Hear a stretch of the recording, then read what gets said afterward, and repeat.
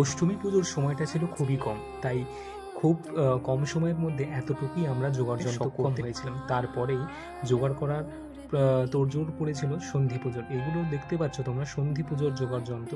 তারপরে সন্ধি পুজো চলাকালীন কোনো ভিডিও ছবি কিছুই তোলা সম্ভব হয়নি, যেহেতু খুব একটা তাড়াহুড়োর একটা সময় থাকে।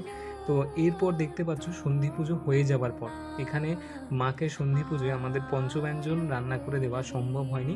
মাকে অন্ন, ঘি আর মাছ ভাজা দিয়ে সেই দিনের একটা সেবা দেওয়া হয়েছিল। তারপরে সন্ধি পুজোর পরে মায়ের দর্শন করো, দেখলে মন ভরে যাবে। আর এখানে আমাকে না দেখে শুধু মাকে তোমরা দর্শন করো, সত্যি মন ভরে যাবে। এই মানুষগুলোর অক্লান্ত পরিশ্রমের ফল স্বরূপ এই মা দুর্গার আরাধনা আমরা করতে পারি। শুধু এই মানুষগুলো নয়, এনাদের পিছনে আরও অনেকেই রয়েছে। তো সবাই মিলে এই কাজটা আমরা করি বলে তাহলে মায়ের আরাধনা করতে পারি। এরপর রয়েছে কুমারী। জয় জয় শ্রী রাধে রাধে।